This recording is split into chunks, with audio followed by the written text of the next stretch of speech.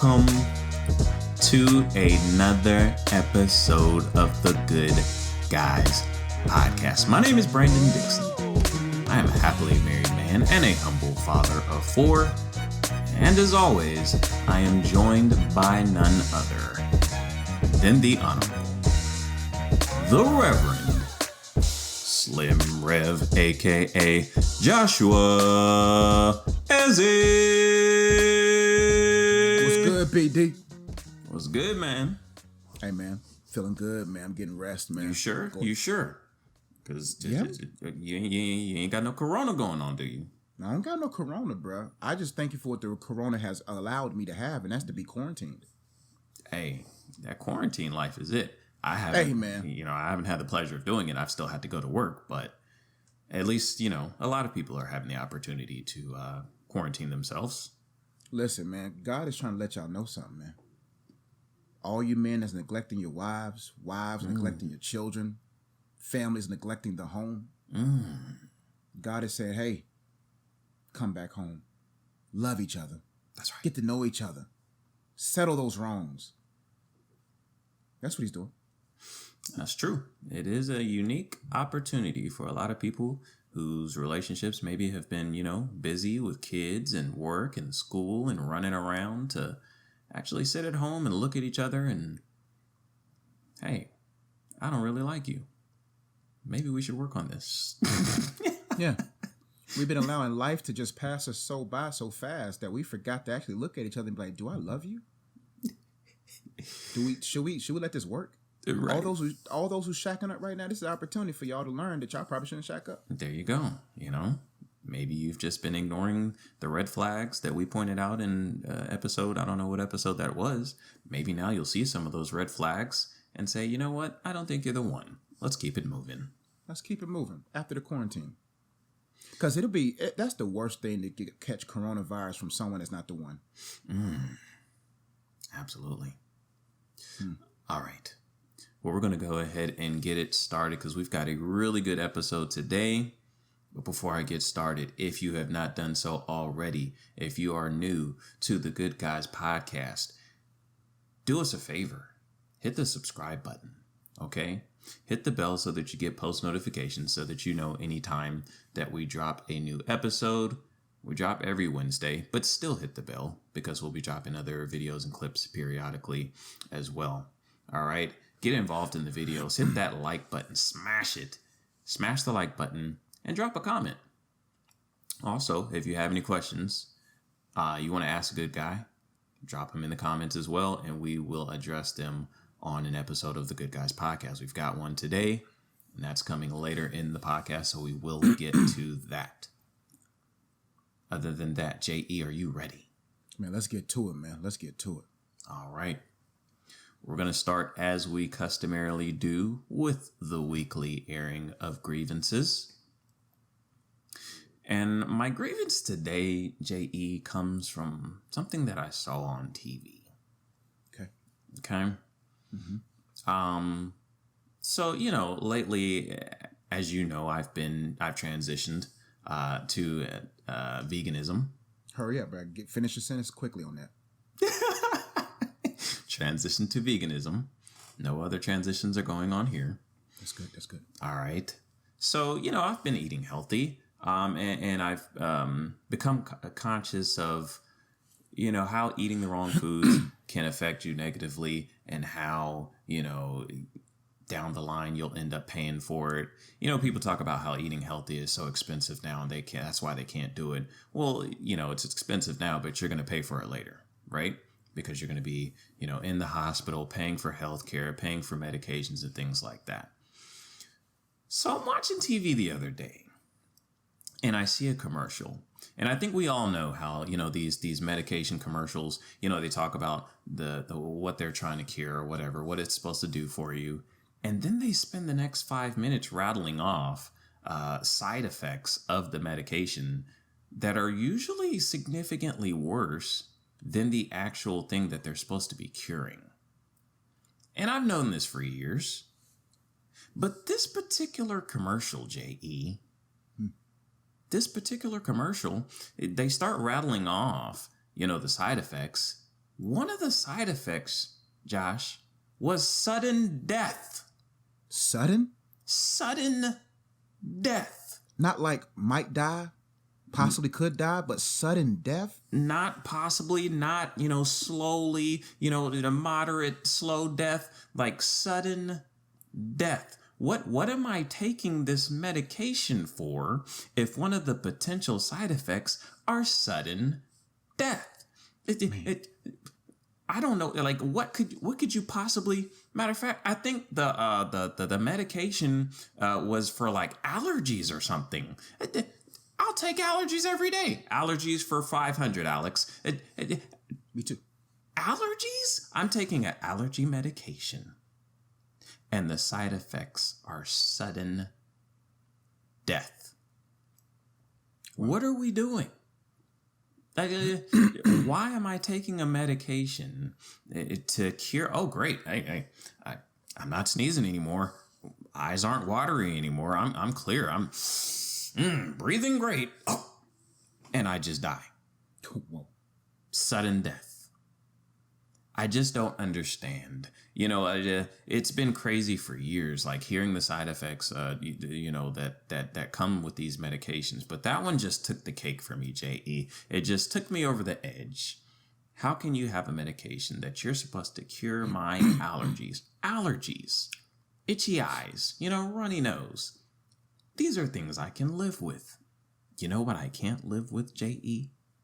What is that, BD? Sudden death. Wow. Josh, how do you feel about this situation? Man, it's crazy, man, that we live in a world that treats the symptoms but never desire to treat the source of the problem. So you gotta understand, people make more money off of symptoms, relieving them, than they do than fixing the source. Because if I fix the source, you won't come back to me anymore. So if I treat the symptoms and then cause another symptom, then you'll come to my other medicine to treat that symptom. And then if you have another symptom from that symptom, side effect from that side effect, then I'm going to have that other pill for that side effect. And now you got 10 pills you're taking every day. Listen, man, people don't care about healing and health and wealth. They care about killing you. Because they know if they can get you on a medicine for years, then they're making residual income. There's no residual income off of health. There's no residual income off of healing. Nope. So why would they want to heal you if that means that's it? And then you go tell everybody else and everybody's healed, then they have no business. It's unfortunate, man. And that's why I look at these commercials and I'm looking around like, this made it to TV? Like, okay, cool. The little animal that they got floating across the screen, the families hugging each other and loving each other. Right. You know what I'm saying? Of course, that's cute. But then do you hear the guy at the end? And I'm looking around like, you going to lose a leg? Wait a minute. You may lose your arm, may lose your leg, you may lose the pupil in your eye. Right. But the sudden death takes the cake. You mean to tell me that before this thing is fully dissolved in my stomach, I could die? So this is going to take care of my allergies, but the allergic reaction that I may have to this medication may be that I will die? Yes. Death. I won't even take it. Gone. I won't even take it. No. You know what? Get some rest and drink water. That's probably the two main things you need to do, and change your diet. That's what it's crazy. Be sudden death, BD. That takes the cake, bro. I wish I was there, listening to that commercial, and then at the end, after he named everything else that may happen to you, and it also may cause sudden death. Call this number 1-800, and then 10 years later, has anyone in your family have taken this? If they have, please call 1-800. Right. Some. Right. You may be entitled to compensation. But he's dead. I'm dead. He's dead. How will I get compensated? Oh my goodness. It's crazy out here, BD. That's why BD. Listen, man, I take care of this vessel, man. Hey. The vision that God has for you needs a good vessel to carry it so people can see it through your life, And that's why the good guys here, we're transitioning. We're going out on a break. No. We're transitioning here at the Good Guys Podcast. We are moving to something different. We are in the process of moving to something different. We are in the process. There you go. I'm not going to say the word. I'm just going to say the definition. We are moving from one place to another peaceably. That's right. Yes. In the past, we have talked about a lot of food here on the podcast, and we will still talk about food here on the Good Guys Podcast, but there may be a slightly different focus. We might be putting y'all on some alternative options, to some of the foods that we enjoyed in the past, but healthier versions of it. Because it is something that, look, I'm not trying to be a buzzkill or ruin anyone's joy. Hey, if that's how you want to eat, that's fine. I'm not perfect, but it is something that we have to pay attention to, man. Like, I feel like, God put everything on the earth really that we need to, like, God created our bodies, right? And he created the earth. He put everything on the earth that we need for our bodies to function at its highest level. But I think, man, in our imperfection, in our greed, we have created all kinds of foods to profit off of that are convenient and that are efficient and cheap to make, but they're killing us.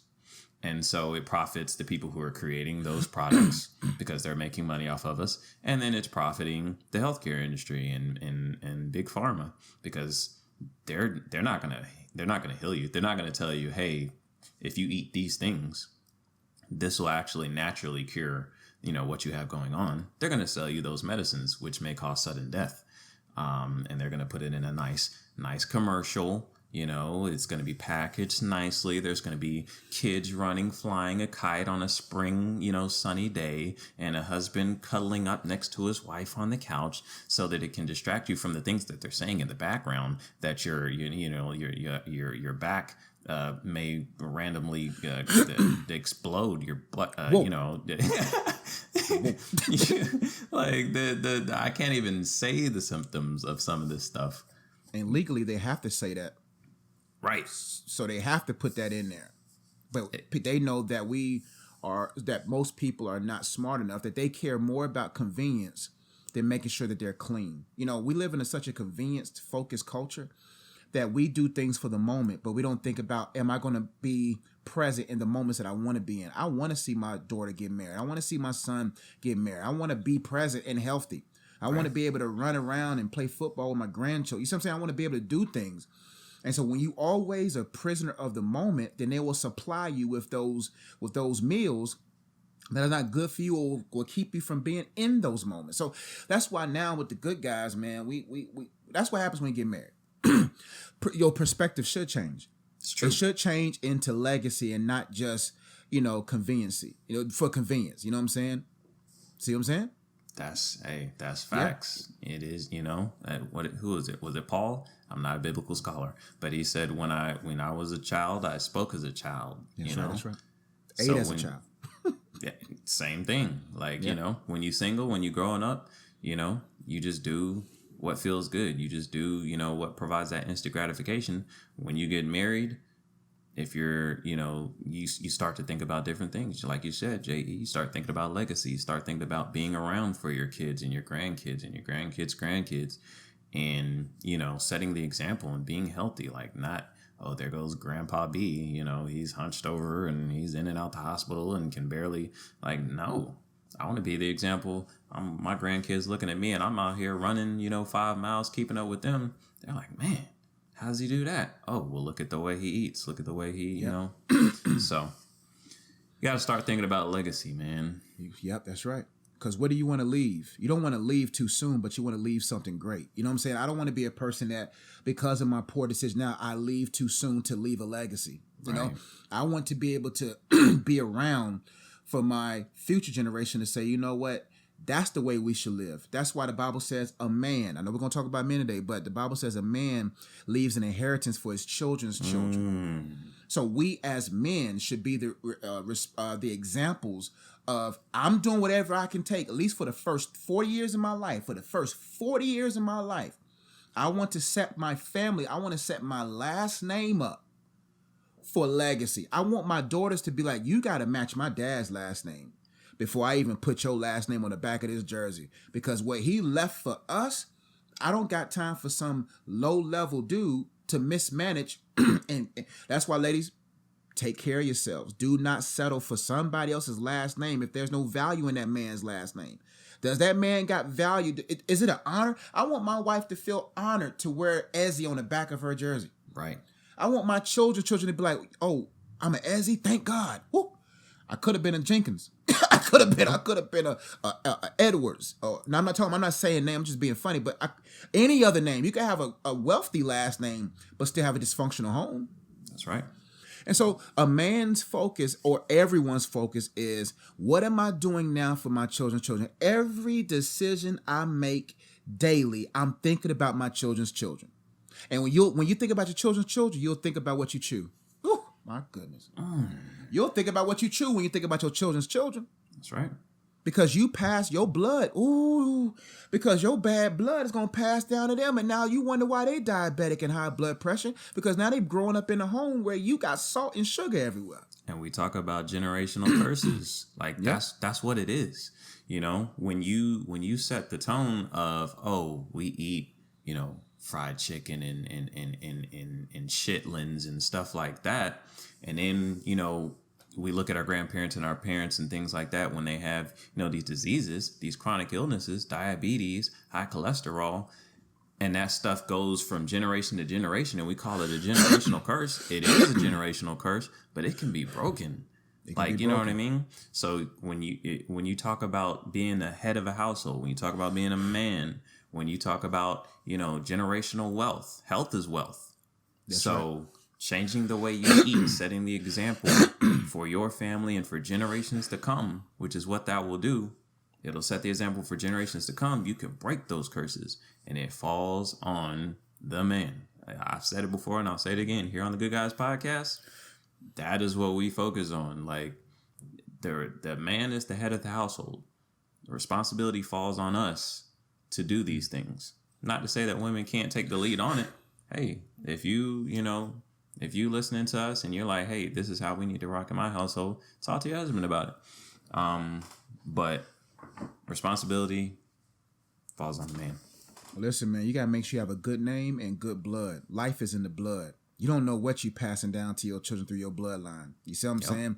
And you got to clean up those blood cells by eating right. And you don't know what a tense body does to the blood. Stress messes with the blood. Anxiety messes with the blood. We don't even know to the levels by which sin affects the blood. You see what I'm saying? That's why people whose fathers had addictions and moms had addictions, how did that come in that kid's life? Could have been passed down through the blood. And that's why I just think it's very important for us to think our lives all the way down to the cellular level. How clean are your cells? How clean is the little minor things, the real soldiers in your body? How are they feeling? How are they doing? Because it's important, man. And that's why, you know, the Good Guys are about legacy, like this right here. Always, every time I look at this is my legacy. There's 6 books right there. You see what I'm saying? 2 card games, videos. You gotta think about what you're leaving, because when I'm dead and gone at 80 something years old, 70, 80, depending on how long I want to go. Because about time I start looking around, looking at myself, I'm like, listen, it's about time to go. That's right. I want to make sure I leave some residuals for my family. But see, people think that inheritance means money. No, inheritance is that you left a mindset. Right. You left a mindset so they're able to manage the money you leave them. Woo, man, we ain't even got deep into the podcast, and we drop it, man. For 3 low payments of $49.99, bro. That's what y'all got. You know what I'm saying? Y'all got gems, man. Yes, sir. In the first 20 minutes. Amen. BD and I, we giving you, listen, man, BD. That's what it's about, man. Yeah. That's what it's about, is leaving like that scripture. I think a lot of people gloss over that scripture, but yes, that is your job as a man, to leave, leave an inheritance for your family. Like you said, J.E., that can be in a lot of different forms. For J.E., he's got his books, he's got his intellectual property. For me, it's real estate.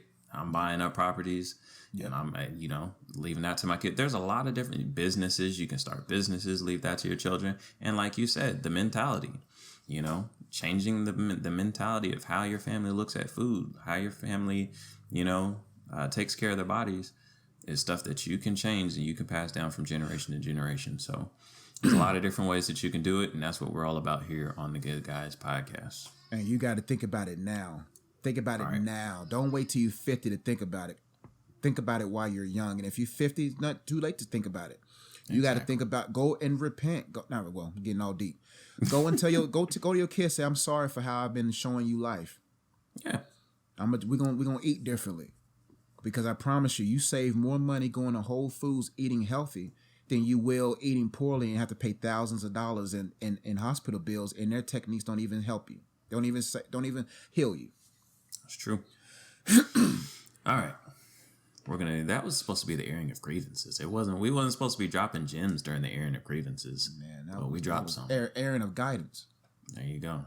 You got some extra gems today. Free of charge. Yeah, that's what we do here. We'll get on the back end. we'll get them. We're not from y'all. We'll see. The Lord is our source. See, God. That's why. Hey, well, see. Listen. Let me teach people something. You got to be okay with giving things away for free. That's right. Because if you give it for free, you reveal that you're an expert. And when you reveal that you're an expert, then you have multiple levels to offer sources that the people will be willing to pay for. But if you always looking to get money, and the Bible says it's blessed to give than it is to receive. That's right. Absolutely. We're not talking about money. Make sure I ain't want y'all thinking we one of those preachers got the little thing at the bottom talking about giving. We're talking about giving of your gifts and your talents, and then you'll reap at the back end. God's got you. All right. Well, we're going to go ahead and get into the main topic of the day that you have all been waiting for. All right. I know all the ladies of the Good Guys podcast have been patiently waiting and counting down the hours because we got on the ladies last week. And I told you guys, it was a 2-part series. All right. So now the time has finally come. We're going to get on the men. All right. Last week, we talked about 4 mistakes that women make in relationships. This week, we're going to get down to it. All right. We're going to get down to the nitty gritty. All right. We're going to talk about 4 mistakes that men make in relationships. Like I said, this is where it really counts, man, because anytime I hear about, a couple who's having issues in their relationship, no matter what it is, 97.9% of the time, I'm looking at the man. There's something you're not doing in some kind of way. All right.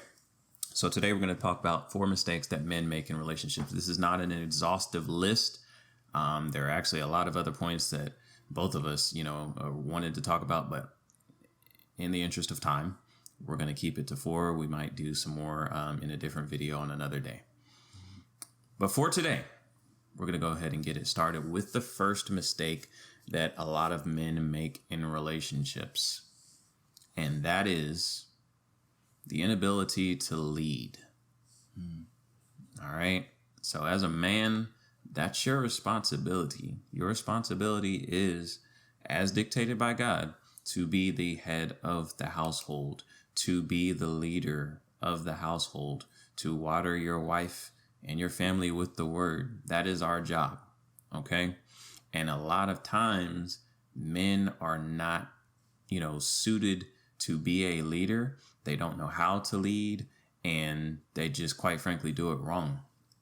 And I think a lot of times men have the idea that, because I'm the head of the household, I am automatically, by default, the leader, and you are required to listen to me. And they lead in that way, and that's not the proper way to lead. You have to give your wife something to submit to. The Bible tells the woman, wives submit to your husbands. But you have to give her something to submit to. Okay. The leadership that comes from you starts from your personal relationship with God. So that's you being plugged into God, you spending time with God, you hearing from God. That's how the chain of command should be. God, okay, you're submitted to God. He communicates to you as the head of your household, and you submit, you relay that to your wife, and, she disperses it to your children and things like that. That's the chain of command. Okay.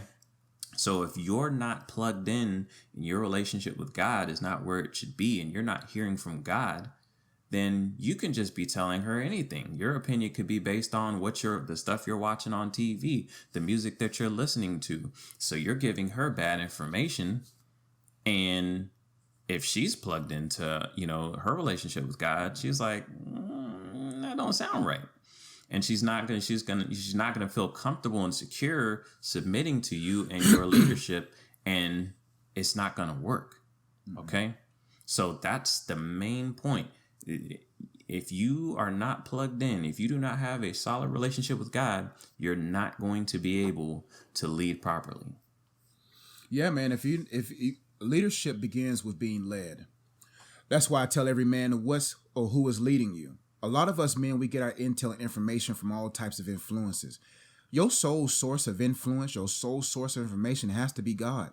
If you're not led, you're dead, because he's the living life. If you want to have a vibrancy in your marriage, a vibrancy in your relationship, a vibrancy in every area that you're in, you have to be led by the Spirit of God. He is the Spirit that empowers you to be sacrificial. And that's why men have to understand the importance of being a servant leader. Servant leadership is the key about being a man. If you really want to see your wife naturally submit to you, you have to first be sacrificial. You have to sacrifice. You have to be a living sacrifice. Romans 12 says, I beseech you, therefore, brethren, by the mercies of God, that you present your bodies a living sacrifice. That in order for me to live, I have to sacrifice something. And men, you have to understand that you have to die first before the expectation of your wife to die. Because chances are, if they see you dead and see Christ alive in you, arising in you, they don't mind submitting to that. And that's why the responsibility of leadership is denser than what is portrayed. Just because you have something between your legs don't make you a man. You say it makes you a male, it doesn't make you a man. You see what I'm saying? So I want to be a man based upon attribute, not just a male by anatomy. You see what I'm saying? So if I am a man of God, then I don't mind being a servant leader. Like my wife, she ain't even touched the dishwasher. You see what I'm saying? If she is willing to submit her time to cook for me, who am I to go sit on the couch and go take a nap?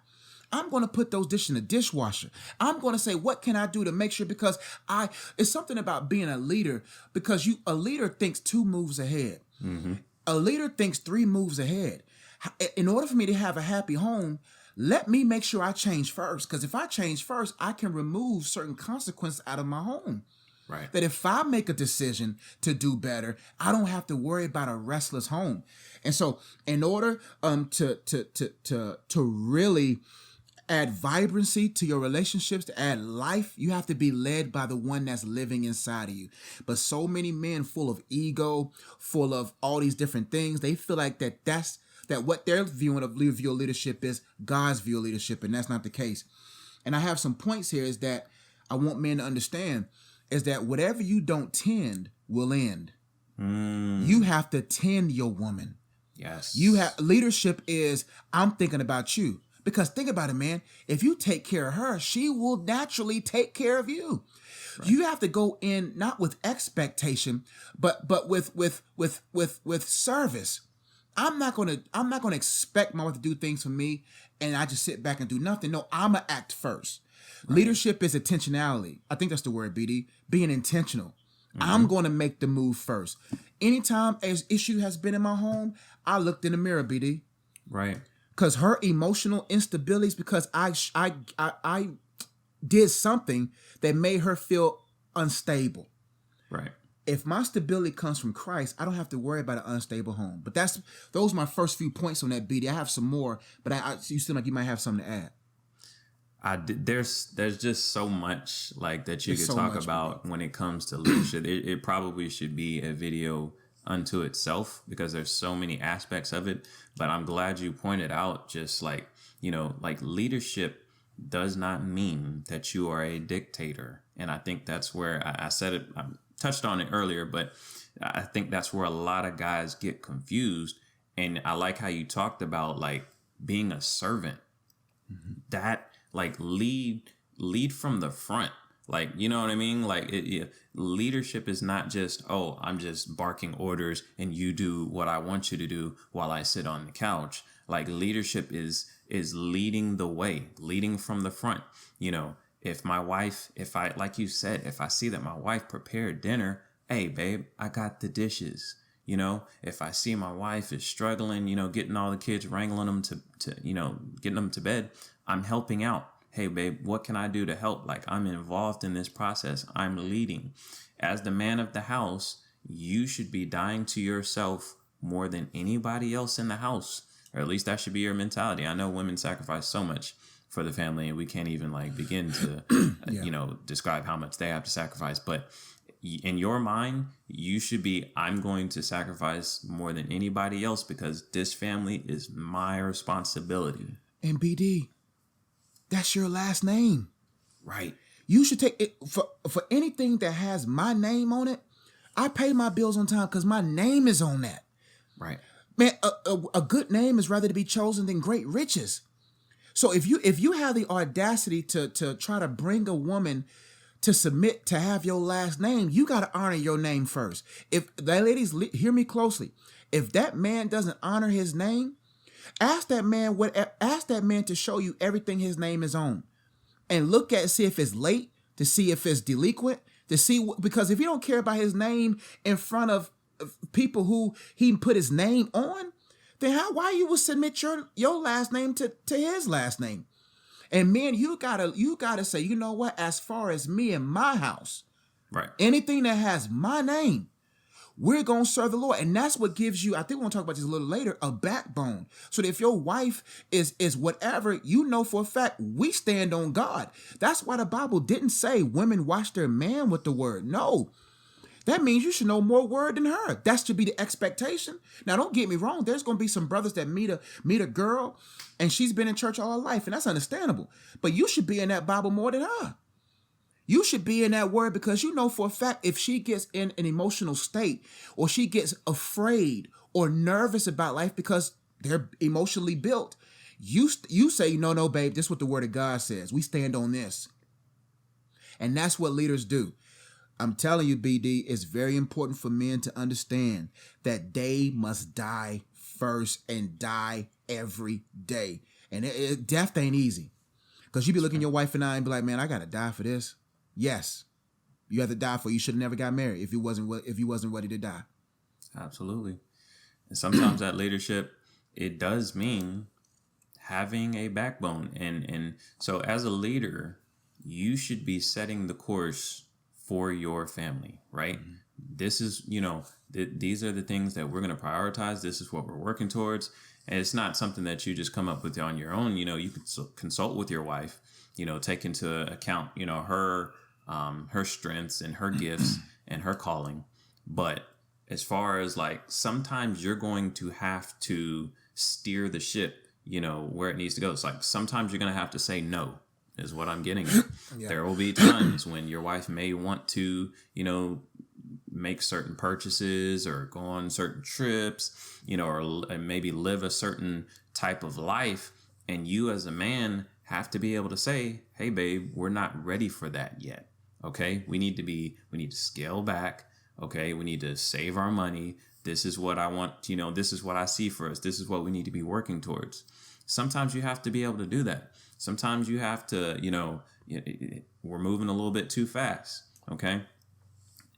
And if you don't do that, and just because, and when you do that, sometimes she's going to get mad, right? That'll happen sometimes. And it's okay. But sometimes you have to make that call, and what'll happen is she'll be mad in the moment, but down the road when she sees, okay, I see like we're stable now, we're coming up, we're able to do the things that he said we're going to be able to do. She's going to appreciate it. In that moment, she might not. So sometimes that can happen. You might have a wife who's, on top of the finances, and she's actually better with her money than you. But whatever the situation is, whether it's money or whether it's, something else, you have to be the one. Sometimes you have to say no. Sometimes that's what leadership is. And it's not just always, okay, I just want to do whatever it takes to make my wife happy. Like, I don't want to be a bad leader because, I just said something that made her mad. Like, no. Sometimes you have to make that call, and sometimes she's not going to be happy about it. That's still leadership. You got to be okay with conflict. You got to be able to resolve conflict, because at the end of the day, see, women focus on nurture, men focus on structure. You see what I'm saying? So as the woman's worrying about nurture, sometimes in nurturing, you may be, I won't say naive, but in nurturing, sometimes you can be distracted because you're looking at what you may need, what the home may need, but the man's looking at structure. A man is supposed to be the covering. He's supposed to be able to see down the road. That's what makes the woman able to nurture fully, because Right. because she trusts your foresight. She trusts that you're able to see. Exactly. And so if that, sometimes while she's focusing on nurturing, she may send something up to you to say, hey, I want to do this, I want to do that. But you're able to see further down the road Exactly. because you're focused on structure while she's focusing on nurturing. And that's what balances the home out. And Right. sometimes you're gonna have conflict, but you got to be okay. And conflict doesn't mean yelling. One thing I learned is using an even voice. Right. Do not allow her. We're just saying, do not allow anyone to get your voice raised.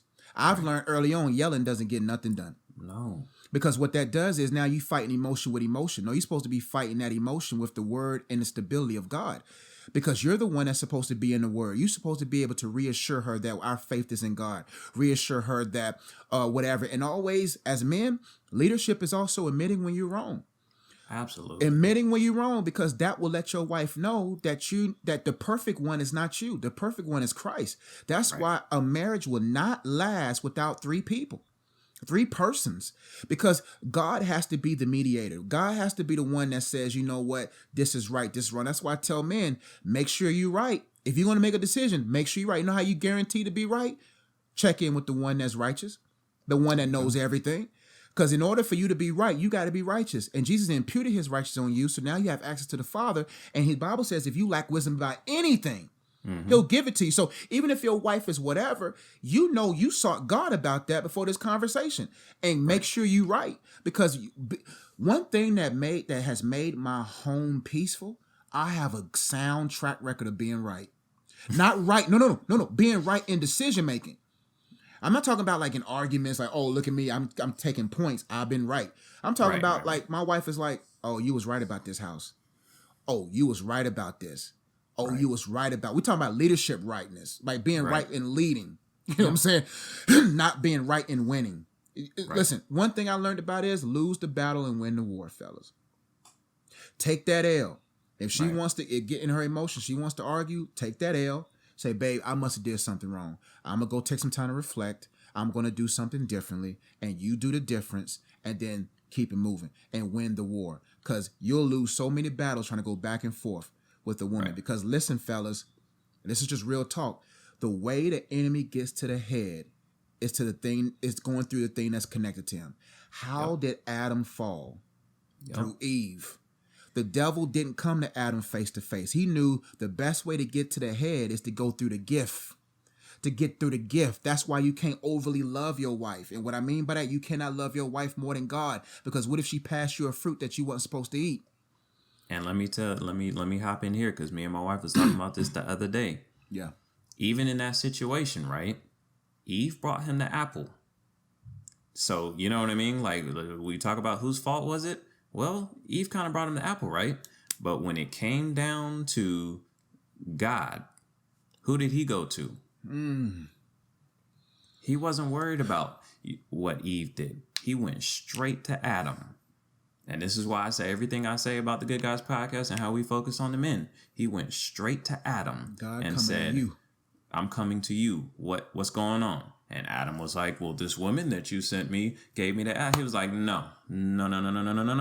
God wasn't having none of that. And then BD, he had the audacity. Ooh, I'm about to preach. Two things in that sentence that men do that immediately cause them to fail. He said, the woman you gave me. He blamed the woman and he blamed God. That's the issue that causes men to fall. I tell people all the time, why did God go to Adam first? Because why would God ask Adam a question? Because maybe his response would have opened the door for forgiveness. Right. Because if Adam would have simply said, God, it was my fault. If he had accepted responsibility as the head of the house, we would have been in Eden to this day. Butt naked with some leaves on, eating fruits and vegetables. Eating fruits and vegetables, no pain, no suffering. Men have to take full responsibility for what's going on in their home. He did two things that a lot of men do. God, this is the job you gave me. God, this is what you put me in. God, you the one gave me that dad, that mom. It's your fault, the reason why I'm here. Or it's the woman's fault. Or it's the man's fault. It's that. Oh, nope. I take full responsibility for my life. With me as the man of the household. The buck stops with you.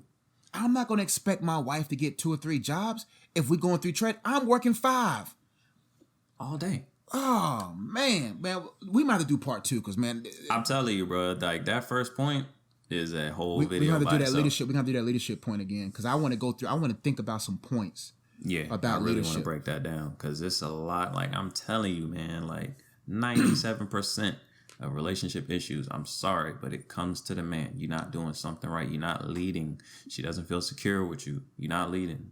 You got to develop the right type of leadership style, man. Oh, that's another video. I'm done. All right, we're gonna leave that point alone because we'll be here all day on leadership, like for real.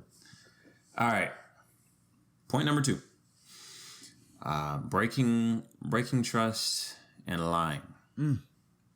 4 mistakes that men make in relationships. One of them is breaking the trust of your significant other and or lying to your significant other. One of your main responsibilities as a man is so you have 2 primary responsibilities: to provide and to protect, right?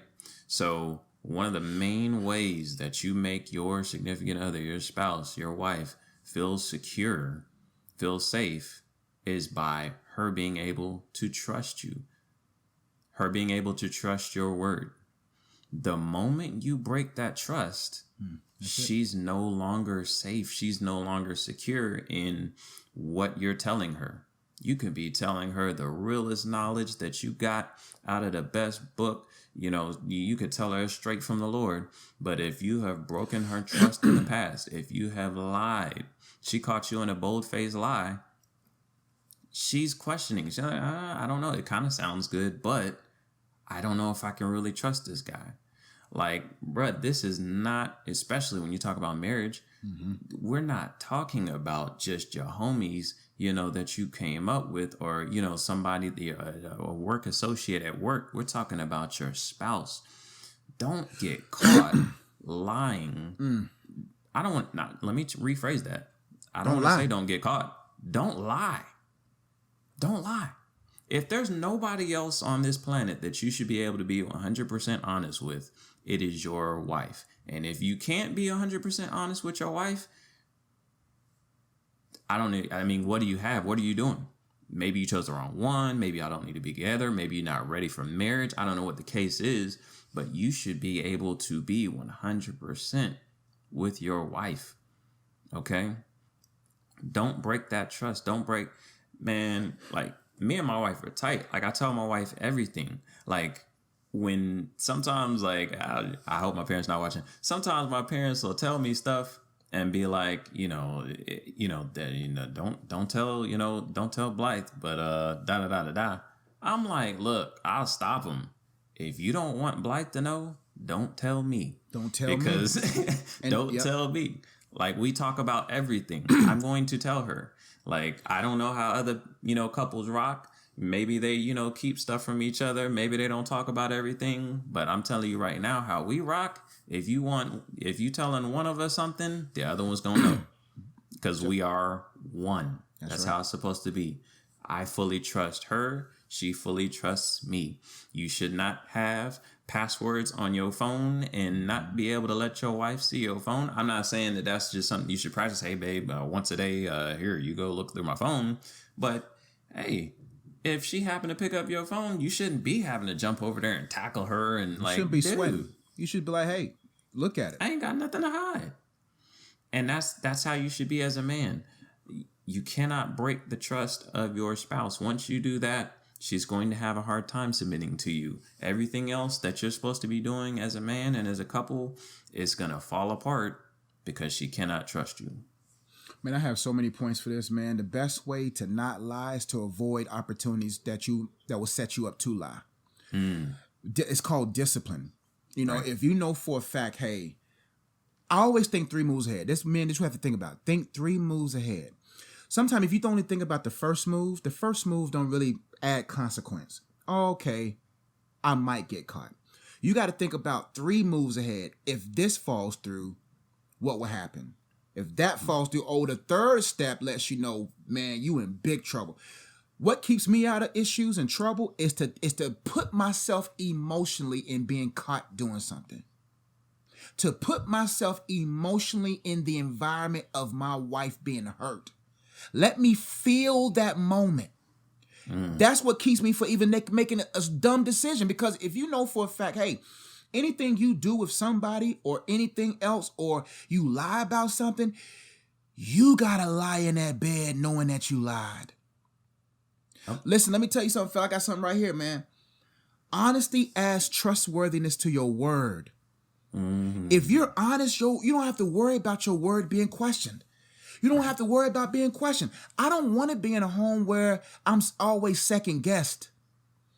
I want my words to be heavy, my words to be pure. So all I got to do is speak it and it's accepted. Next point I have, you lose more in dishonesty than you do in honesty.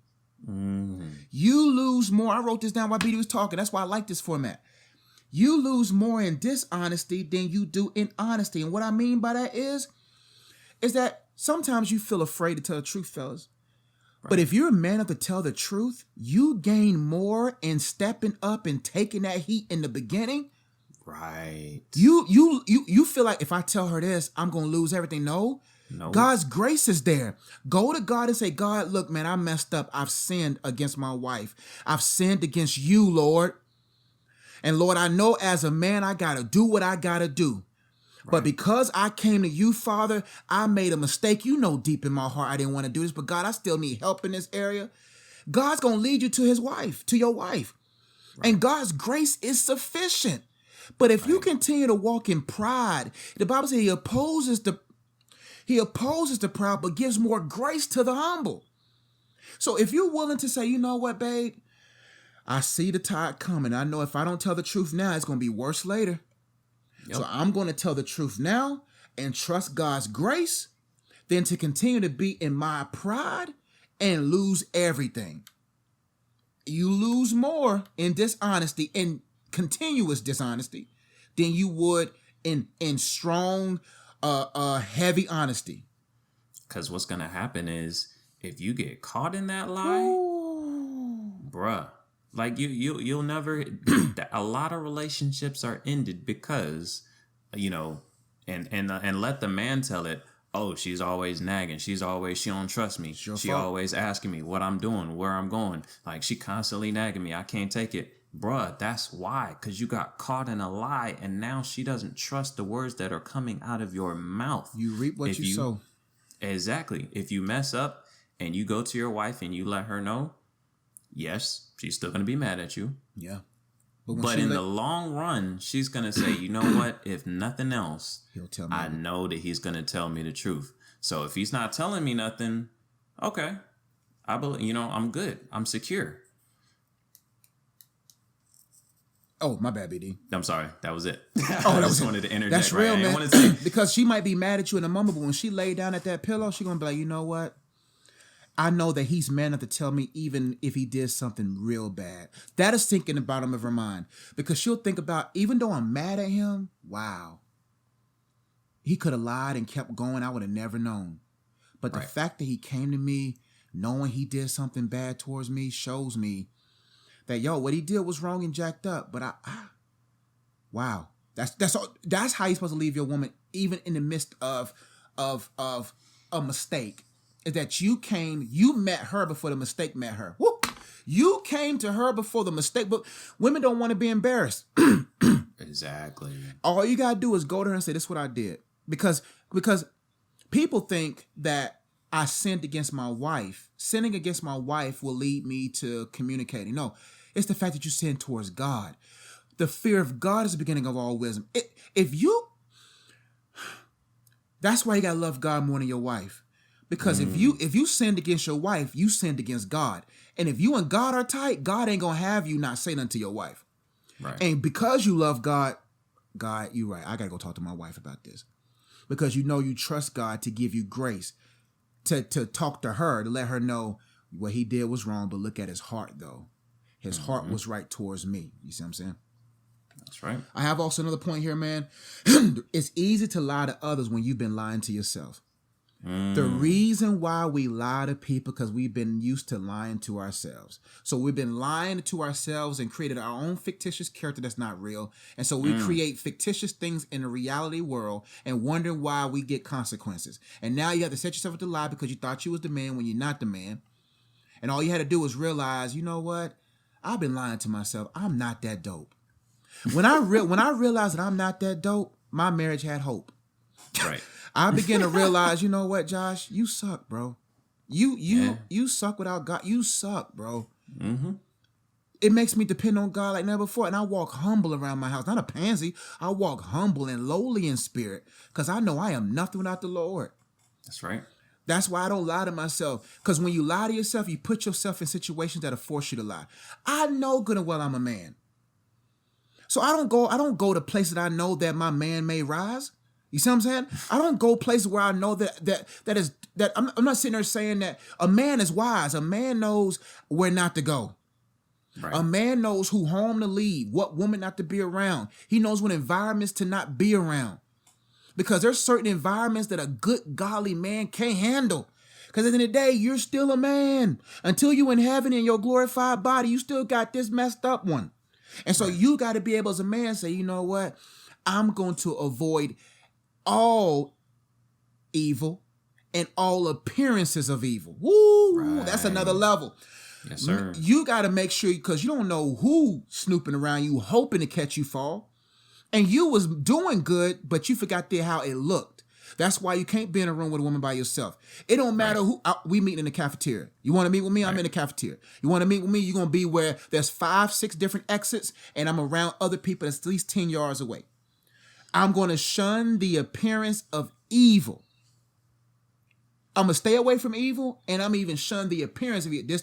Will my wife be happy that I'm in this environment right now? Right. If my wife was to walk in right now, would this look a little suspect? Exactly. If somebody else walks in here, will it look suspect? Does God see this as suspect? Go ahead, BD. And I'm glad you're going there because, I don't want anybody to think, obviously, look, you shouldn't be cheating on your wife at all as a man. But we're not just talking about, when we talk about breaking trust, when we talk about lying, we're not just talking about like physically cheating or even emotionally cheating. Sometimes it's just like J.E. said, the appearance of evil. If you are in a room with another female, it may be innocent. But if somebody goes by and they see that and they report that back to your wife and you ain't said nothing to your wife about it, now you got a problem. Now you know what I mean? Her trust in you may be compromised. But you better make sure you was meeting with a caterer for her birthday party. Exactly. And that's where, being sensitive to the spirit as a man of God and being plugged into God kicks in and says, hey, number one, it should kick in before you get into the room with that female and you avoid the situation altogether. But say, hey, you have an off day, you ended up talking to her, you in the room alone, and that the spirit should kick in and be like, hey, that's probably not a good look. Well, how would your wife feel if she saw you in this room talking to this chick, without anybody else present? You know what? You're right. You go talk to your wife. Hey, babe, look, I was in a situation at work. Like, I was talking to another female. We was in a room alone. Like, other people was around. Other people may have walked by. Like, I just want to let you know nothing happened. I love you. I'm not even thinking about. Just want to let you know just in case it gets to you. I just wanted to let you know in case it gets back to you or anything like that. Like, nothing happened. And, she'll probably still slap you. Yeah. But then I'm just joking. She might not. Yeah, she'll still slap, but she'll kiss that slap later, man. She'll be like, you know what? You right. Thank you for letting me know. Thank you for not having me out here looking crazy. A leader thinks even about his boundaries before he even needs to implement them.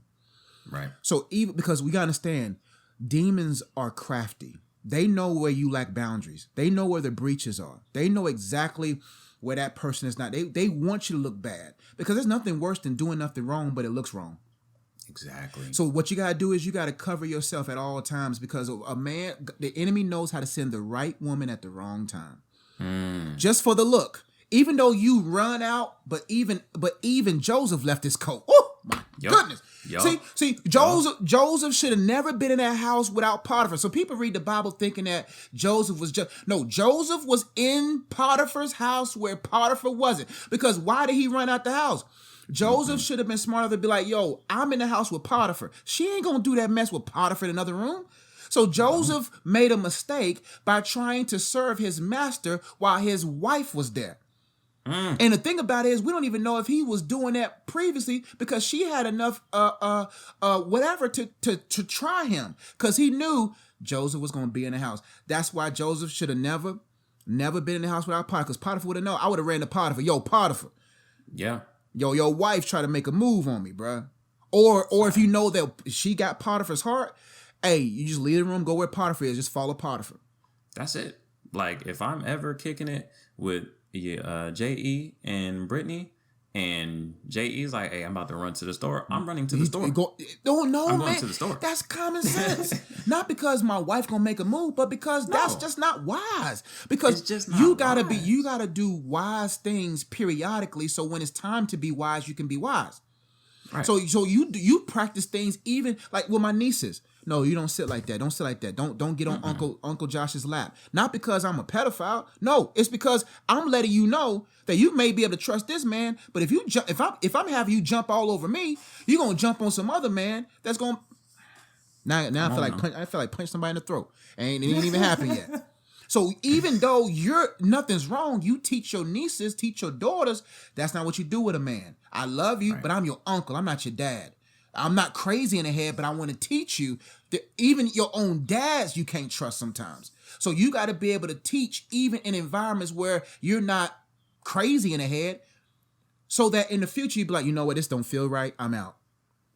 Right. So Joseph, he left his coat, and that's why it's best to just shun all appearance of evil and have boundaries. So when people walk by, they see your boundaries. Oh, they in the cafeteria, they ain't gonna think twice. Oh, okay. Oh, they in an open space. Oh, okay, she's the aggressor one, because all he needs is to send the right woman at the wrong time to make you look crazy. Yep. All right. We're going to move on to the next point. Yeah, because, man, this men talk is going, we snapping on the men. We're snapping, man. You thought the ladies had it bad.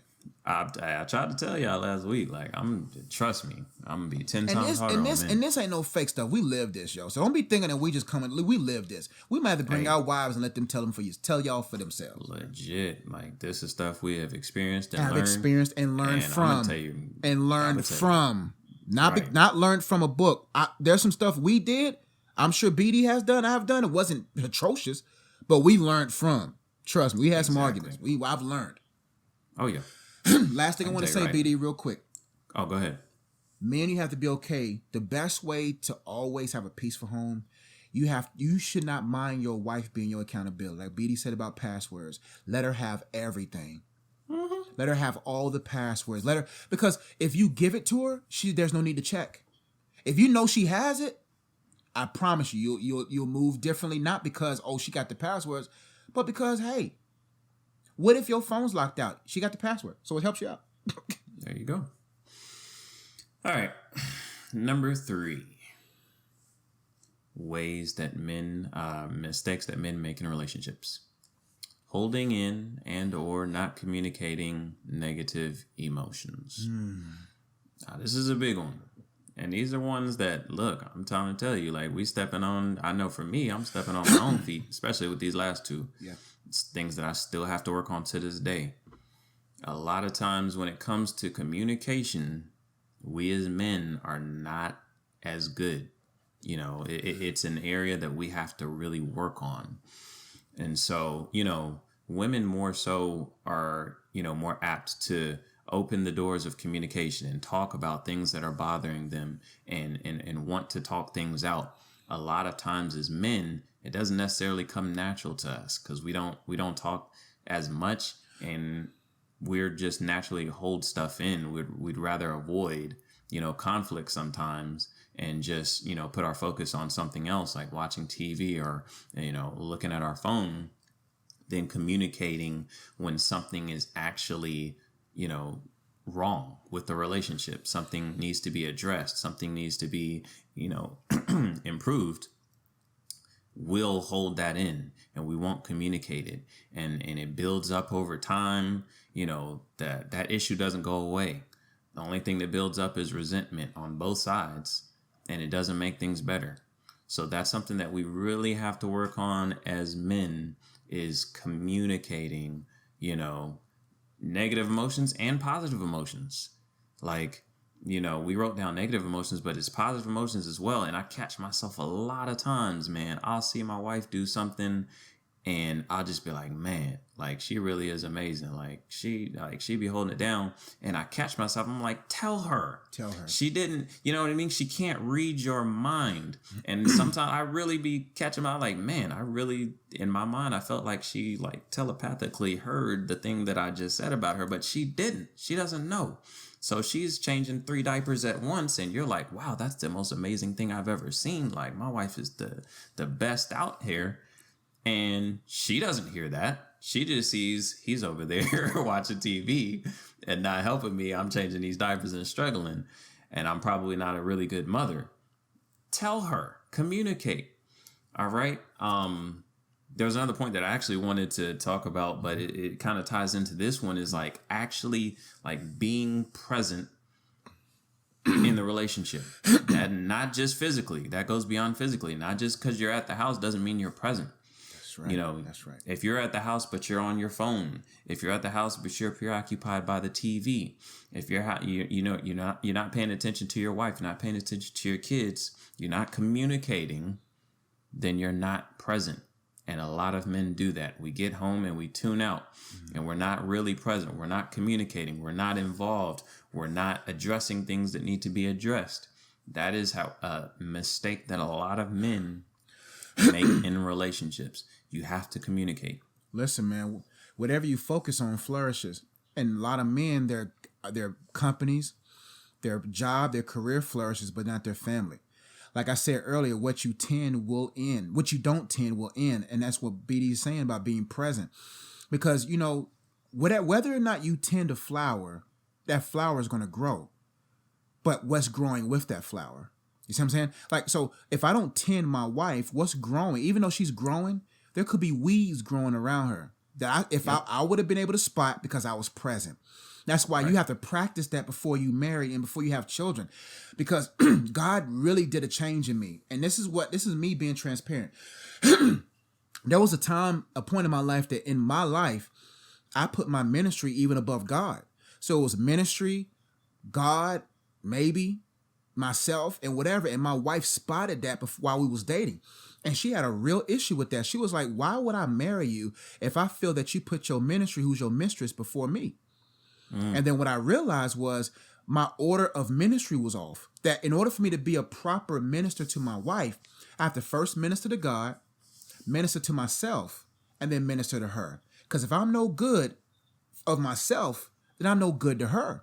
And so if I'm present, it's because I've been in his presence. See, the presence of God is where there's the fullness of joy. Then you will feel the fullness of joy to actually be active in your marriage, to actually say, you know what, I want to be present here. I actually love this more than I do my career. And people will ask me, so why you don't do unplug as often? Or why do you do stuff from home? It's because I have a home now. You see what I'm saying?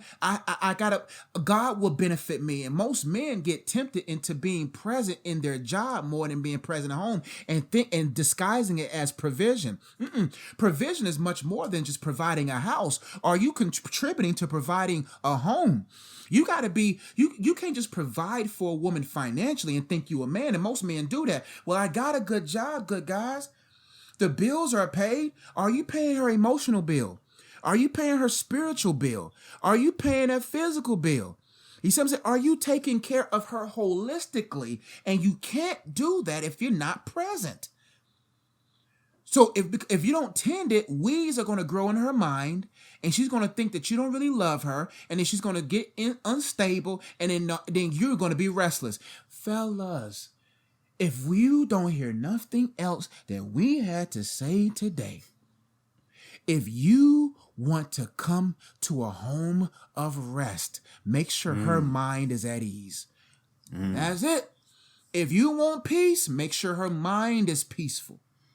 I'm telling you, and you do that. Listen, I used to be like, why I gotta cuddle, man? Why I gotta do all this, man? I learned after the first few months of being married, if you give her just this 20 minutes, she'll give you those 2 hours you wanted. That's it. Right. We think I got to give her 2 hours to get no, if you just really just be present for 20 to 30 minutes, and I know it's like nails on a board, but if you just say, you know what, this is my responsibility, you'll be able to get to what you want to get to if you give her what she needs. That's all I got right there, BD. Yeah, and I mean, we kind of merged into the fourth point, which was failing to maintain a work-life balance. But that's okay. We're good on time. So, but also before that, BD, before we transition, I have some points right here, man. I really want to give the guys 3 things. You can't fix everything, so you got to cast your care to God. That's right. So a lot of men hold things inside, thinking they're going to eventually get to it. No, you got to cast their care to God. Also, about the negative, you got to communicate to your wife when you're not happy. Like, marriage is not about a happy wife, happy life. A marriage is about a happy house, happy spouse. You see, happy spouse, happy house. It ain't about a happy. And that philosophy has gotten to the man's mind. It has been manipulative. It has been used as a manipulative tool by some women, or it has been perpetuated throughout society. As in, all happiness for the home must be because the wife is happy. No. You have to be happy too, fellas. You got to be able to communicate your concerns in a relationship too, and not be afraid. Right. You got to have a backbone and say, I don't like when you do that. I don't like the way you talk to me like that. I don't like the way you do this. You know what I'm saying? And it's not being mean. It's like, you know what? I need to, you know how they make us feel when they be like, we need to talk. Make them feel the same way. That should be a norm. When you're not happy, listen, one thing about me, I communicate how I feel. Because I've harbored resentment towards people that I shouldn't have. Right. Now with my wife, I didn't want those patterns. So I say, you know what? If I don't like something, say something. Right. And absolutely, you have to use wisdom, of course, when you're communicating, those things. Definitely spend time with God before you address it. But you do want to do that, because if you don't, over time, if you're just, I'm not going to say anything, I don't really like how she does that. I don't like how she talks to me. I don't like what she says about I don't want to upset her, so I don't want to bring it up. Over time, she's going to gradually lose respect for you. Okay. So when you do, decide, all right, I've had enough, and it's boiled up and you lash out or whatever, she's not trying to hear it, because you ain't ever said nothing before. I've been talking to you like this. So what do I need to listen to you? What do I need to listen to you now? So you have to, you do have to address things. You can't just hold things in and not communicate, the issues that you have and the concerns that you have. Yeah. Because those things, they fester. BD, they bubble up. I call it the spicy chicken sandwich. The spicy chicken sandwich of proper communication when communicating your concerns. Okay. A spicy chicken is in between 2 pieces of bread. This is how you communicate to a person. Celebrate, critique, celebrate. Right. Celebrate them first. Don't just go to them talking about you all just do stuff wrong. You don't say, babe, I like the way you did this, man. You really do a good job in this area. But babe, when you do this, it really bothers me. But babe, I understand with the children that you can find yourself in these moments. But I just want to let you know that this what bothers me. There's a proper way to communicate your concerns. I call it the spicy chicken sandwich, because the middle is going to be spicy. But it's in between good, soft buns that'll be able to soak up the spice enough.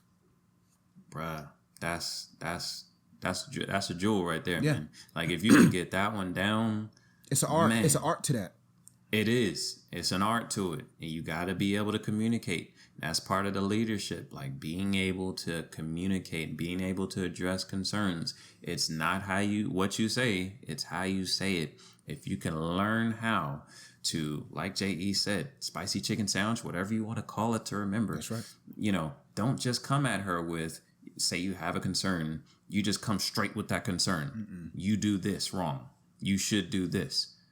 Put it in 2 good Hawaiian roll buns. Put it between 2 fluffy Hawaiian rolls. Yeah, that's what you got to do. Because look, come on now. Like, that your wife does things well. Yeah. There's things about your wife that you probably have not shown her enough appreciation for. Let's lead with one of those. Yeah. And end with Lead with that. And end with that. But in between there, you slide in that, that little, let's work on this.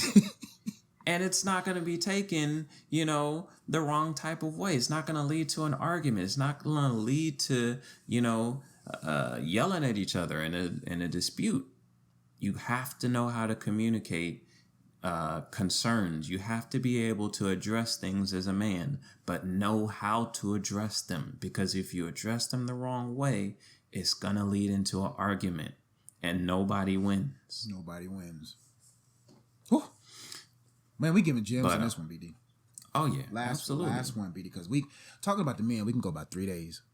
We really can. But yeah, the last point, like I said, Josh got into it a little bit, but it is failing to maintain a work-life balance. Now, we talk about all the time on the Good Guys podcast, our responsibility as men is to provide, and that is a responsibility.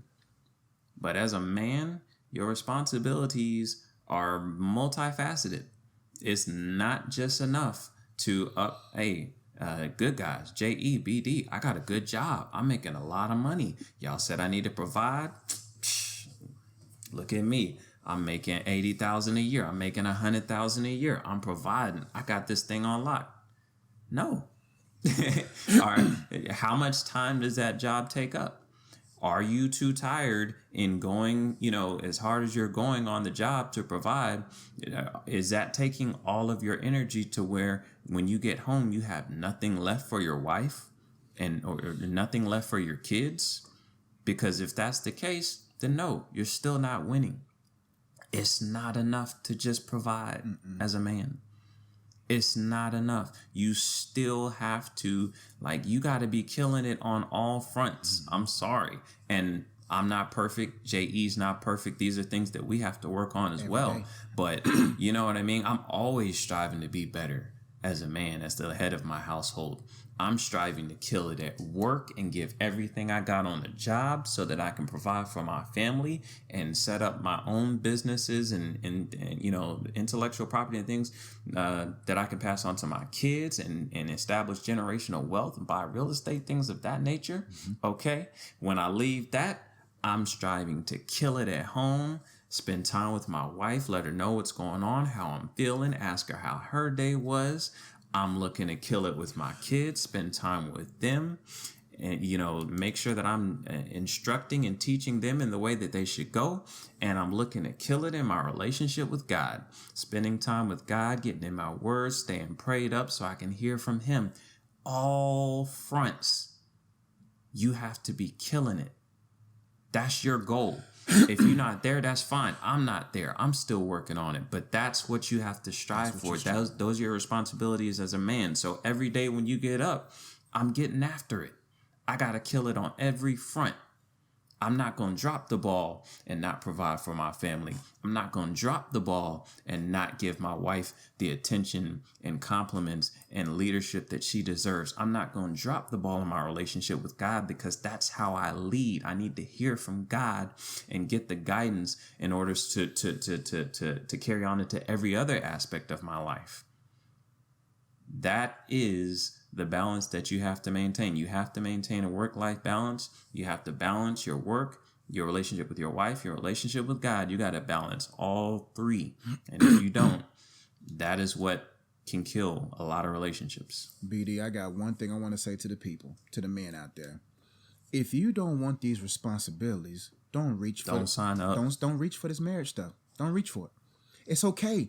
The thing about lying to yourself is don't make a woman even, don't allow the pressure of a woman to put you in a position that you know you're not ready for. I'm telling you, got to be able to say, you know what? I love you. I care about you, but I'm not ready for that. And it's okay not to be ready. I'd rather for you to be on the outside looking in a marriage than and not be ready than be in a marriage and realize, oh, shoot, this what comes with it. And fellas, you have to understand, most careers that pays a lot of money are not considerate of families. You're gonna work you're gonna work to get that $100,000. Yep. You're gonna work to get that 6 figures. That's why you gotta know the difference between a career and your calling. Because God is not gonna have you do anything that's gonna sacrifice the family. If you're in a job right now and it's taking away from your family, quit. Don't quit immediately. Develop an exit strategy. There you That go. was that John the Baptist. Develop In an me. exit That was strategy. John the Baptist. The spirit of John the Baptist came upon me. To quit your job. No. Develop an exit strategy. Because if you know for a fact it's taking you away from your family, you chose that and not God. And God will then help you with the take you from that place to another place. With God, I can say transition. God then will transition you because God knows how to transition you. There you go. But I'm telling you, fellas, most of the world is designed to kill the family, period. The world system is designed to destroy anything God created, period. Yes. So the career opportunity looks attractive, but you lose your family. You look in your daughter's eyes, you lost your daughter. You look in your son's eyes, He don't know you. I will never out. That's the one thing that and that pushes me into making sure that I perform in every area properly. I don't want to look in my wife's eyes and see that I lost her. I don't want to look in my kids' eyes and they be like, I don't know you. I will sacrifice that's why I wrote these books. That's why I do. That's why you go to the intelligent one to develop intellectual properties so that God can set you up that before you even put seed in your woman, before you even have offspring, you have enough to keep your marriage springing forward. Because you could be present. You gotta make this money the way God wants you to make it so that you can have cushion and availability to be around your children. But if you got a job right now to take away from your family, man, you gotta do some self-inventory and ask yourself, hey man, you don't have to have that lifestyle. You don't. I'd rather be in a decent home and have my family happy than to be in a mansion and no one knows each other. Man. I'm done. Sometimes that's what that means. Sometimes that means, like I said earlier, making those calls. Hey, babe, let's scale back. Because the only way we can maintain this lifestyle is if I'm working 50, 60 hours a week, you working 50, 60 hours a week. You know, we barely spending time with each other. We barely spending time with the kids. But we got this big house. But we got this big car, but we go on vacation. But while I'm on vacation, I'm still taking calls, from issues that's going on in the job. We never have quality time as a family. We're not spending time, with our kids and teaching and guiding them. They don't know they don't know me. You know what I mean? I can't tell them, instruct and guide them. They're like, I don't know you. You always at work. So sometimes you might have to being a leader, make that call. Hey, babe, we need to scale back a little bit so that, I can have more time, to work on my gifts that God has given me and find out how I can use that, to provide for the family. And that's going to allow us to have more time together. So, man, fellas, let me just put you on game. The most known river that's flowing in the hearts of men in the resentment category is them realizing that they wasn't available when they should have. Yep. It feels good now. Christmas is amazing now. You see what I'm saying? But I'm telling you right now, it's better to be in their lives now than to not be in their lives for them to realize that you was never in their life. Right. And so that's what I want to leave y'all with, man. All right. And that's pretty much all we've got for today on the 4 mistakes that men make in relationships. I hope that it added value to you guys. I hope my fellas out here that's watching the Good Guys podcast, I hope it's a call to action for y'all. And like I said, we preaching to ourselves as well. We still striving, to knock it out of the park in every area of our responsibility as well. But hop in the comments, let us know what really spoke to you. If you've got any other mistakes that men make, in relationships, hop in the comments and drop that as well. Okay. We're going to keep it moving. We actually had a question from one of our listeners in the comment section. So we are going to do Ask a Good Guy. And let me pull it up here because it's pretty lengthy. Okay. But I'm going to read it. It's from Julia Pinciati. Mm-hmm. All right. So it says, So I went out with a guy I met online. His profile said spiritual, but not religious. We met the other day and talked. He said he believes something is out there, but just hasn't been exposed to it. He likes how passionate I was about church. I go to a non-denominational church. And I told him how being with someone who goes to church and is around good men is important to me. He agreed that iron sharpens iron. We left the date off that I would send him a YouTube link to a message from my church. I haven't yet, and it's been 2 days. Thoughts? I don't know if she meant to say I haven't heard back from him yet. And it's been 2 days. Thoughts? Should I still do it? No, I don't think that's what she meant. All right, should I still do it? Should I go out with him again? I don't want to missionary date, but I could tell he needed some faith in his life. It could be me that needs it too. Also, a pastor from my church said hi and saw us while we were at lunch. Could this be a sign? Thank you in advance for answering. God bless. J.E., I'll let you go ahead. Yeah, I just want to make sure women understand that there are certain benefits that are only reserved for your husband. One of the benefits that women offer or bring to the table is nurturing. Like we said, I think last podcast is that you were designed to praise a man, not raise a man. And if a man is not doesn't know who God is, how can he lead you into anything godly? And so the first sign that you heard that you could have noticed was from his profile page that said he was what do you say, spiritual but not religious, or just doesn't know what's out there. Excuse me, you don't know what's out there. You know what I'm saying? Every building has a builder. If I go to a building, I logically am aware that there was someone that built this. And you mean to tell me you can walk around this planet and look around and see things that men can't even create themselves, that human technology hasn't even came to equal standing point with God's creation, and you don't know what's out there? Any person that don't believe in God, all I need for you to do is step outside and look around. And if you don't know who this deity is, I want you to look up to heaven and ask that deity, who are you? Reveal yourself to him. And if he's a good God, he will reveal himself to you.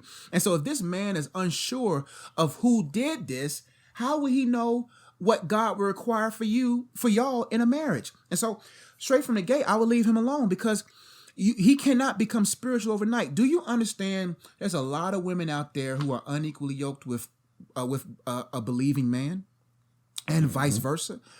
Like, you can be unequally yoked with a believer.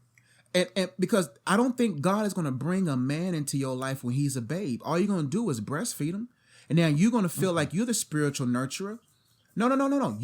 God's going to bring you that man that's able to do all holistic health for you, lead you spiritually, lead you physically, keep you stable emotionally. And so I will leave him alone. And what I mean by nurturing, you felt deep inside that I'm going to give him a video. No. Don't give him no video. He should be looking for God for himself. He should be wanting to know God for himself. So my advice to you is, don't go by signs.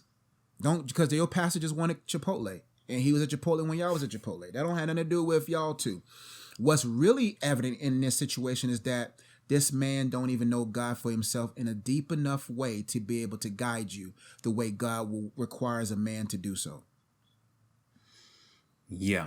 And I'm gonna just piggyback off what you said. And I'm gonna say this: it is not your responsibility to witness to somebody through dating. No. I'll say it again. It's not your responsibility to witness and bring someone to Christ through dating. Okay? God knows how to find whoever he needs to find. God knows how to find that guy. It doesn't have to be you. If you want to send a video, that's fine. But as far as like considering getting in a relationship with this guy, I would not. Because for all the reasons that we've stated throughout this entire video, you need somebody who can lead you. And part of leading you is being able to hear from God. Like, we can't exclude that. Like, no. It's not two separate things. In order to lead you and the family how it needs to be led, in order to guide you and your family, in order to water you with the word, he has to be plugged in with God. if he's out here and he's not sure what's out there, the Bible says an unstable man. He's unstable. Wait, Yep. I don't know what I'm sorry, I messed that one up. But A double-minded man is unstable in all his ways. There you go. Thank you, man. I'm sorry, it escaped me for a second. A double-minded man is unstable in all his ways, and that's facts. If he doesn't know what's out there, then he's unstable. If he's unstable, then he is not a rock that you want to build on. Okay? Does he need to come to Christ? Absolutely. Does that have to be from you? Not necessarily. That's not your job, right? So I would avoid that situation personally and wait for the right one. Don't be anxious to get into a relationship where you're, like, oh, he seems like a nice guy, and he might be, and he'll probably be a great, a leader for someone else. Maybe later along in his journey, if God draws him, to him, and he grows in the things of God, and he'll get to the point where he can lead somebody's family. That doesn't mean it has to be him leading you. That doesn't mean he's the one for you. So for me, I would probably say no. Yeah, I would say no too. I have 2 points to go to that, and I'll probably just elaborate real briefly on them. One thing I have right here is that your dependence will determine your decisions. Most people make desperate decisions because they're not fully dependent on God. If your dependency on God, when you're dependent on God and you love God and you content in Him and He's enough to you and you mentally understand that, you will be able to easily avoid these situations. You would have looked at the page and be like, that ain't it. God, you scrolling social media with God talking about, yeah, we know that's not it. You and God like, yeah, that's not it. Because God is enough to you. Most women, not most women, a lot of women, a lot of men are so desperate for love because they're not dependent in love, capital L. See what I'm saying? When you know love as a person, you'll be able to operate love as a verb. When you know love as a noun, you'll be able to know how to do love as a verb. And people are doing love as a verb without knowing love as a noun. Love is a person. And when you know how much he loves you, man, you ever met a girl? There's two types of girls, and we're just saying women for now because of the analogy purposes. There's two types of women. A girl that guys, like say that you met before. You know a woman who's been loved by what she allows you to do with her. A woman who is loved, who had a good father in the home, who knows herself, she got limits. A woman who don't know that she's loved, she has no limits. And so what happens is when you know you love by God, you won't even waste your time even being in a situation. Or you would be such in love with God, you would be able to recognize the BS that he's pulling out to you, his inconsistencies and statements while you're looking at your cleavage. You see what I'm saying? You'll be able to recognize that. But the last thing that I have for you is this. Salvation is a process. Just because a man went to the altar and got saved, he is still not ready to be no husband.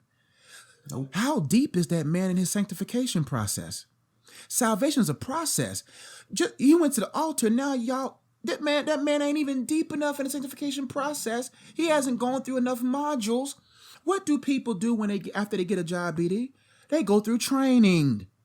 Before they put you on the floor, before they put you out there, they go through training. And people send their applications talking about, I'm looking for love. And the first resume they get, they put that person from the interviewing room onto the main floor without giving them no training. God is too wise for that. God ain't going to just send you nobody who's a babe in Christ. Do you understand what that means? A babe in Christ. When you was a baby, what all could you do? Right. Even though that man is 26, 27, 35, 40 years old, he's still a babe in Christ. I don't care how large his portfolio is. I don't care what he offers. In that compartment, that's a lot of learning he must go through. And if he's still wondering what's out there, you should wander away from that joker. So if I was you, I would just let the distance just do what it does and move on. Learn from it and move on. Because if you don't know God for himself, I don't care how much wealth he has, that wealth is vulnerable. Right. Absolutely. All right. Well, that's all we've got. You mean to tell me we did all that in an hour and 30? I thought we was going to go 2 hours. I know, right? Kind of feels like we went longer than that, but yeah, we got good time. Did you have any last minute nugget of truth? We gave y'all so many nuggets, man. Y'all straight. I can't even, we done said it all. All right. Well, that's all we've got for you here today on the Good Guys podcast. Again, if you enjoy the content, if it added any value to you, do us a favor. All right, hit that subscribe button. Hit the bell so that you get post notifications so that you'll know whenever we drop content in the future. All right, interact with us. Hop in the comments. We'd love to we love to converse with you in the comment section. Hit that like button so that YouTube can suggest this content to other people. All right. Other than that, my name is Brandon Dixon. I am a happily married man, humble father of 4.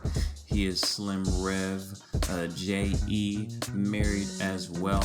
Happily married as well. We are the Good Guys podcast, and we are out. Peace.